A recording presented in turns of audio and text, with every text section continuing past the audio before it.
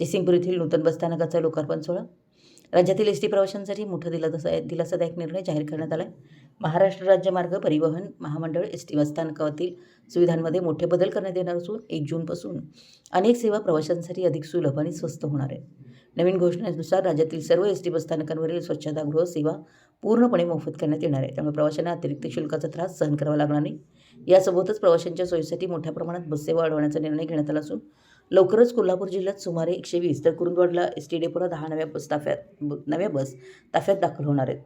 प्रवाशांच्या दैनंदिन गरजा लक्षात घेऊन एसटी स्थानकावर परवडणाऱ्या दरात नाश्ता उपलब्ध करून देण्याचाही निर्णय घेतला. एसटी महामंडळाच्या वर्धापन दिनानिमित्त राज्यातील सर्व प्रसाधनगृहे मोफत करून प्रवाशांना मोठा दिलासा दिला जाईल.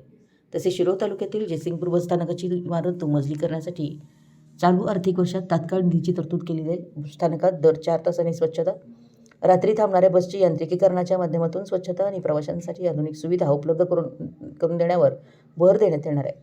या सर्व निर्णयामुळे प्रवास अधिक सुलभ, सुरक्षित, स्वच्छ होणार असल्याची घोषणा परिवहन मंत्री प्रताप सरनाईक यांनी केली आहे.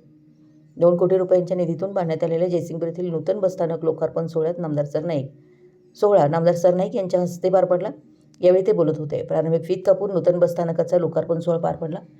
प्रारंभी स्वागत जयसिंगपूरचे नगराध्यक्ष संजय पाटील यड्रावकर यांनी केलं. प्रास्ताविक एसटी महामंडळाचे अमृता ताम्हणकर यांनी केलं. याप्रसंगी आमदार राजेंद्र पाटील यड्रावकर यांनी जयसिंगपूर बसस्थानकाच्या उद्घाटन प्रसंगी परिवहन विभागासमोर विविध महत्त्वाच्या मागण्या मांडल्या. जयसिंगपूर हे 4 जिल्ह्याच्या दृष्टीनं मध्यवर्ती ठिकाण असल्यानं वाहतूक आणि प्रवासी सुविधांवर मोठा ताण येत असल्याचं त्यांनी नमूद केलं. बसस्थानकाच्या सुरक्षेसाठी संरक्षण भिंत म्हणजे कंपाऊंड उभारण्याची गरज त्यांनी अधोरेखित केली. रेल्वेनं रात्री उशिरा येणाऱ्या प्रवाशांसाठी निवाऱ्याची सोय नसल्यानं प्रवाशांना अडचणींना सामोरं जावं लागतं. त्यामुळे बसस्थानक परिसरात यात्रेगृह व प्रवाशांसाठी यात्री निवास उभारण्याची मागणी त्यांनी केली. तसेच शहरातील वाढत्या वाहतुकीच्या समस्येवर तोडगा काढण्यासाठी स्वतंत्र वाहतूक नियंत्रण कक्ष स्थापन करण्याची आवश्यकता त्यांनी व्यक्त केली. इचलकरंजी उपप्रादेशिक परिवहन कार्यालयासाठी कायमस्वरूपी कर्मचारी नेमण्याची गरज त्यांनी मांडली. अवजड वाहनांच्या तपासणीसाठी स्थानिक स्तरावरच ट्रॅकला मान्यता देण्यात यावी, जेणेकरून नागरिकांना कोल्हापूरला जावं लागू नये अशी मागणी केली.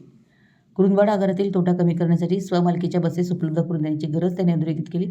तसेच शिरोळ तालुक्यातील कोंडिग्रे जांभळी दरम्यानच्या भागात ATSसाठी स्थापन करण्यात यावं, असं सर्व मागण्यांच्या माध्यमातून स्थानिक नागरिकांच्या समस्या सोडवून परिवहन व्यवस्था अधिक सक्षम व लोकाभिमुख करण्याची अपेक्षा त्यांनी व्यक्त केली. नगराध्यक्ष संजय पाटील यड्रावकर यांनी जयसिंगपूर बसस्थानकामध्ये वाहतूक नियंत्रण कक्ष स्थापन करण्यात यावा या मागणीचे निवेदन परिवहन मंत्री प्रताप सरनाईक यांनी दिलं.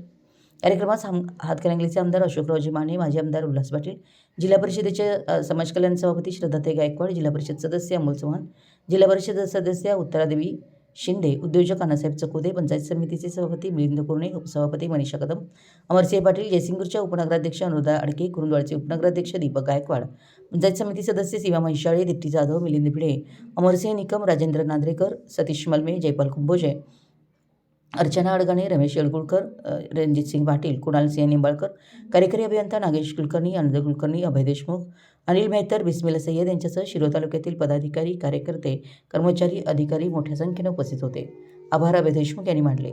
मराठी न्यूजसाठी जयसिंगपूरहून संदीप अडसूळ.